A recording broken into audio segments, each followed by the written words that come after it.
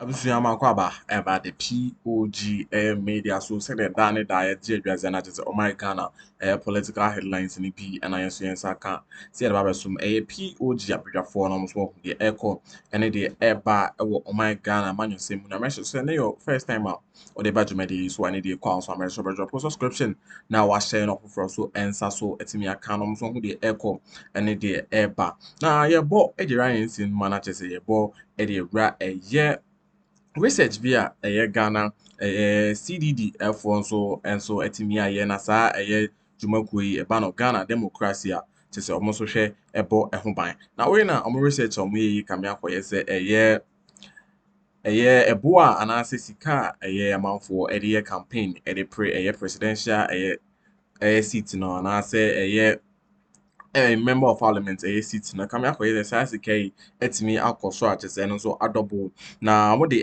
NPP amanyɔkuo no ɛna tumi yɛ saa research yi a na kyerɛ sɛ ɔmo nso so yɛ mu no ɔmo hu ne sɛ ɛyɛ saa ɔmo nipa a ɔmo nso ɛpre flag bearer ɛwɔ saa amanyɔkuo no mu no ɔmo susu sɛ ɛyɛ money laundering so etumi bɔn ɔmo ho na ɔmo hwɛ ɛyɛ sika a ɔmo nso etumi ɛde wura ɛyɛ saa campaign mu a ɔmo de pre deɛ obedi amanyɔkuo n'anim a na kyerɛ sɛ ɛyɛ ɔmo nso susu anaasɛ ɔmo research no ɛyɛ right abusua mɛyɛ sɛ bɛgye brɛ na yɛabɔ ɛde rasansi mu n'ase.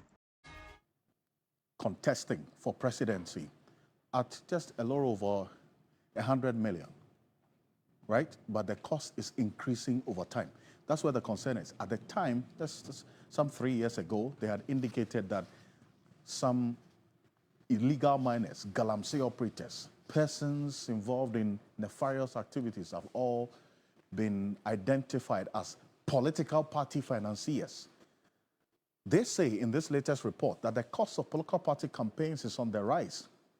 In fact, the recent study by the CDD shows that it costs approximately $100 million, and that's $100 million and 693,000 cedis to effectively, the emphasis is also effectively fund presidential and parliamentary campaigns.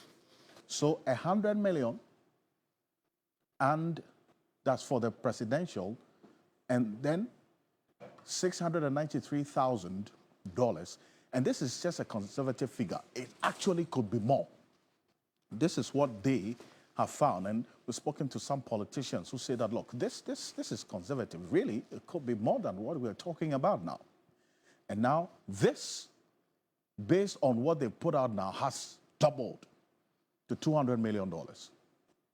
And it's affecting the governance of the country, leading to overruns of budget during an election year, political entrepreneurs who are holding politicians to ransom to award dubious contracts, because really, there's no Father Christmas out there.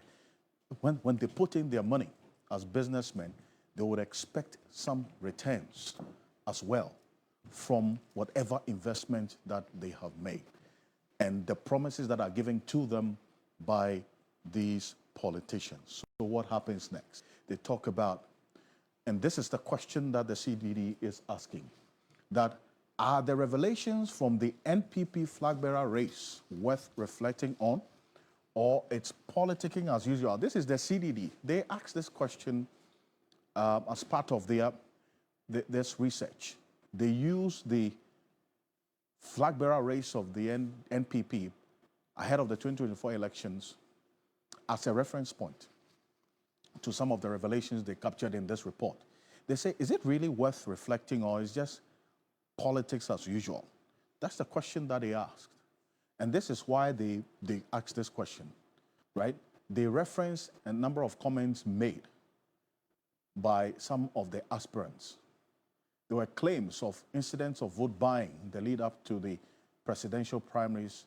Kenneth Japon's camp alleged that Dr. Bawumia's camp has given some 100,000 cedis alleged to party chairman. Kenneth Japon, during his campaign in Sagnerugu, ahead of that, that's the primaries that elected Dr. Bawumia, also publicly made the allegation of vote buying. And when the constituency chairman denied the allegation, he showed a video to the delegates to buttress his argument. So it's on the basis of this that, and together with the rising cost of politics, as it were, and the presidential campaigns in this country, that they ask fundamental questions of how exposed is our democracy to the impact and the effects of monetization of our politics. Now, let's go on to Zoom now. Dr. John Osai-Kwapong is a fellow for democracy and development at the Center for Democratic Development, CDD. They are the authors of this report that I've been talking about. He's joining us on Zoom right now. Doc, appreciate your time. Thank you for joining us. I mean, this picture that we have just shown, that there's the cost of contesting for president of the Republic of Ghana is increasing. The figure you put there, $200 million, some politicians who are in the game say, well, this is conservative. It actually could be more. How troubling is this? Thank you very much. I think it's also very important to quickly put in context that this is a study that was actually done 4 years ago in 2021. But having said that, it is a troubling development for our politics. I often argued that we all recognize that it costs money to run a political party, to build all of that infrastructure that you need to be able to successfully manage a political party at the national level. It does cost money to run for office, right? To travel all the constituencies campaigning for votes. So there's that recognition that definitely every candidate would need some amount of financial resources to be able to contest for office. The troubling part is the cost of running for that office and what that says about our democracy. If you are not careful, you reduce democracy and democratic politics to democracy goes to the highest bidder, right? So that the person with the deep pockets, who may not necessarily be the person with the best ideas, with the best motivations, with the right reasons for wanting to run for office, gets to be the one who ends up winning, being elected. And that also has implications for governance. The other troubling part is that our campaign finance legal framework is also not the strongest in terms of monitoring, reporting, and how transparent it is. So you don't even know who is giving what to who and how much and what they want in return.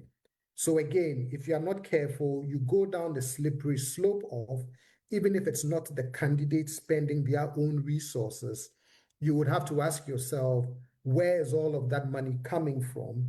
And those who are giving the candidate that kind of money to contest for an office, what do they want in return? And that's where the concern is. And then for me, sorry, I think we lost you there. If you can hear me, yes. But you make the point about what these persons will want in return. And over the years, you at CDD, you reference this 4-year report and then what is being put out now. The fact that 4 years ago, you put out a figure of over 100 million. Now we're talking about $200 million and over for just to be president. You have made a case for state financing of political parties, which is a conversation that keeps evolving in many ways. We have a case of the NPP, a leading member, former member of parliament, private legal practitioner Samuel Atacha, making a case for some, the party says they need money, 4 million CDs for development fees from all the, that's a flag bearer hopefuls to come up with. He indicates that a candidate unable to raise that isn't really worth the assault or worth leading a party like the NPP as well. So you juxtapose the need for money for development and the risk of that phenomenon monetization of the politics as well. Where do we find the balance? Respectfully, I disagree. I don't think that a candidate's inability to cough up 4 million Ghana cedis in the development fee in order to be able to contest in a presidential primary is the basis for evaluating whether they are worth their salt or not. Yes, political parties also do count on their candidates to be able to mobilize the financial resources that is needed to contest an election.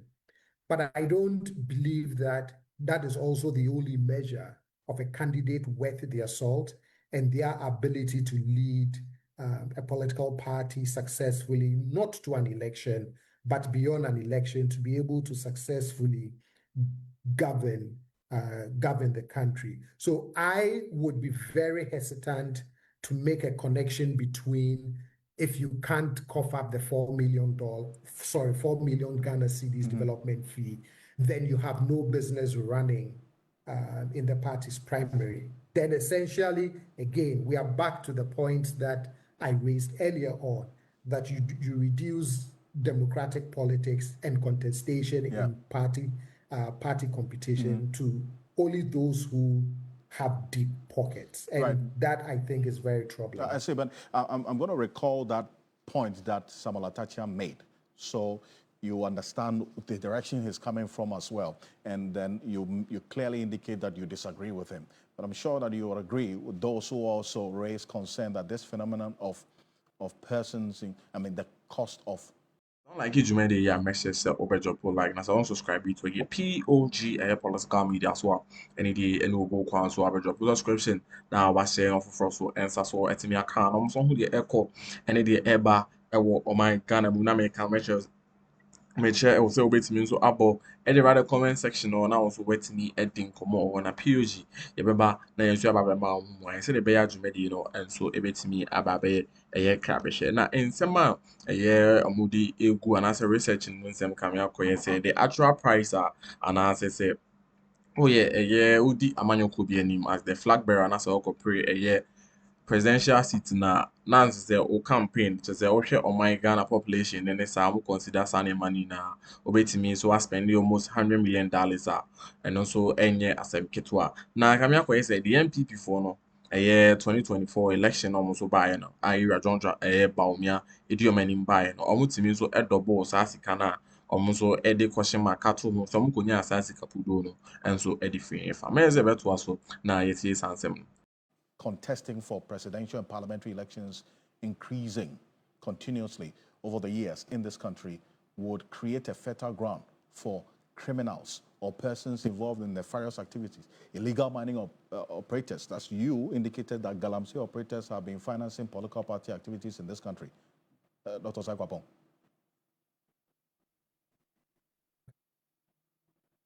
And in relation to that, so in July, CDD Ghana, we published a report on democracy capture in Africa, and we looked at 10 initial countries, including Ghana. And if you see what motivates those we call the perpetrators of capture, whether it is trying to seize control over a legislative process or trying to seize control over a policy-making institution, and why they want to do those things, you would notice that it is either for financial gain or to serve some narrow partisan parochial interest. Again, because there is also lack of transparency in how we track what kinds of monies is flowing into our politics from where, it becomes very difficult to hold people accountable, especially if you have a lot of what we call, quote unquote, dark money, because you don't know who is behind it, you don't know who wants it. And again, it should be of a concern, especially when we are also trying to fight corruption. One of the things that we have to pay attention to in our fight against corruption is campaign finance and political party financing in our democracy. I see. And please hold on a bit for me, Dr. Sakwapong. Let me also acknowledge the presence of Professor Samuel Edujemfi. He is a political analyst and a lecturer at the Kwame Nkrumah University of Science and Technology. Thank you for joining us here on Ghana Tonight. And let's take a listen to Samuel Atachia make his point strongly to Beatrice Edu in that exclusive interview as to why he is of the view that if you can't raise 4 million cedis as the development contribution to the NPP as a flag bearer hopeful, then really, in his view, you're not worth it. Take a look. Not like that. When you elect, I want to lead a party, your tentacles should be wide and deep. So therefore, your constituency, the people who believe in you, that you should be the flag bearer, if they can't give you $4 million, 4 million seats, then don't start. Are you not destroying Ghana's democracy through that? But who tells you that you run such a program in which the party has to be resolved? Don't you think the party is trying to raise money that, oh, you say you want to lead a party, you must have a very large constituency. So therefore, those who believe in you, let everybody give you 5,000 Ghana cedis. Wouldn't it be more than the 4 million Ghana cedis people are talking about? But if you can't raise that money, how can you aid yourself? The risk is that you're monetizing politics. I don't believe so at all. If you are in opposition, you raise money. So it's a sensible way to raise money. But if a man says he's credible and people should vote him as a flag bearer, and he can't raise 4 million Ghana cedis, that means he doesn't count. He's not even influential. Who is telling you that you are the one going to pay the money? So you have your whole army of followers and say, look, because you believe in me, can you dole me out 10,000? I can dole somebody at 10,000. And if everybody is stopping... Cedis or dollars? Cedis. If everybody is stopping the money, what is 4 million Ghana cedis? You see, it is self-indicting when you say you can't raise 4 million Ghana cedis, but I want to be the flag bearer of NPP. Do I hear you say indirectly that you don't see absolutely anything wrong with whatever is happening in the party? No, it's normal. I've told you, today, if there is even a seat of a chief anywhere in the world, the royals will fight for position. But let me guess what happened. Immediately they bring the flag bearer, everybody now sees that this is the arrowhead of the war. Everybody will come around him. He unites them, and there's a united front. You think it's very cool in NDC. See if there is no head of NDC and the kind of internecine warfare you will see. It will blow your mind. Even as we're talking now, people are angling that President Mahama should be out of the way, so they come. Who told you that? I know that because I'm a politician. I know the heartbeat of men. They are always hungry for power. You find it anywhere in the world. People should not specialize the troubles of NPP. What is in NDC might be worse if Mahama is not there. What is in NDC might be worse if Mahama is not there. Well, so that's the position of Samuel Atacha there in that exclusive interview with British Edu. Professor Dujefi, that's what I bring you in. He says, look, it is self-indicting, in his view, to say that you want to lead a party like the NPP and you can't mobilize 4 million cedis to contribute to the development of the party. You had some flag bearer hopefuls, Kennedy Japan, Brian Champong, all raising concerns, and Kobne J. Japan, all raising questions about this development fee, 4 million cedis. He says, look, if you can't do it, you're not worth it. Don't even start. Don't even dream of it. Prof. Yes, an interesting scenario. I mean, if you look at it, it's been an age-old argument, and that's the first point you always want to reflect on. The question about resource mobilization. When the party needs money, in many terms or fronts, they try to rely on resource mobilization, and part of it is where candidates, not only flag bearers, but those who want to contest for other positions, are made to make some contribution toward the party. It's also the argument that it's also made from time to time that at least if you are a candidate, then you must demonstrate leadership by raising funds to support your contest or campaign. And so your ability to raise such funds also shows that you are able to demonstrate your leadership skills. So at least we are looking at around $326,000. And so it's become fashionable, it's become trendier to be that individual who is able to raise funds, resources to support your campaign to an extent that it can also affect even the political party which you are going to lead. So it seems to have come to stay.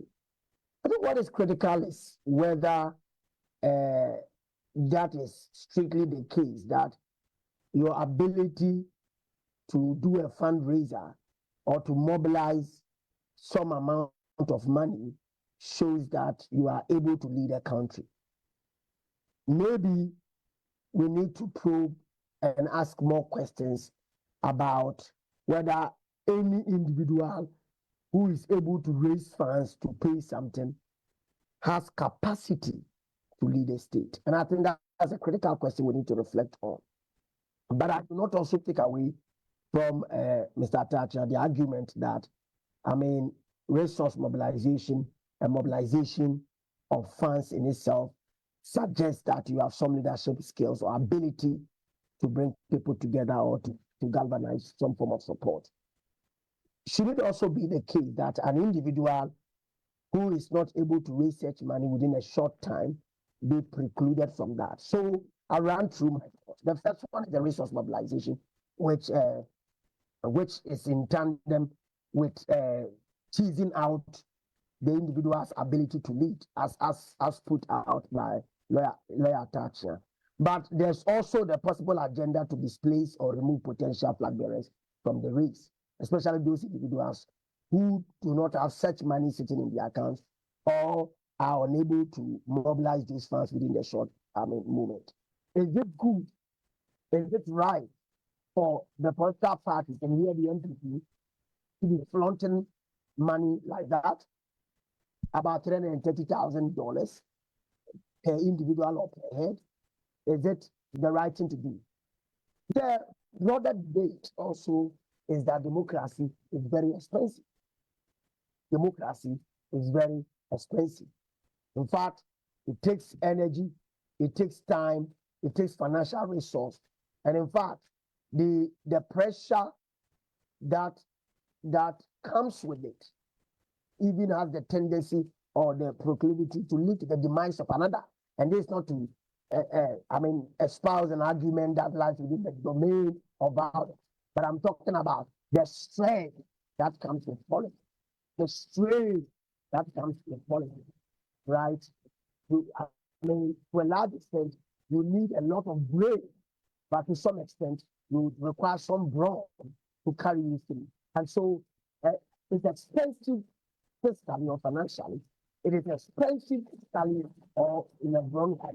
It's expensive in terms of psychological well-being or welfare. And in that regard, democracy is very expensive.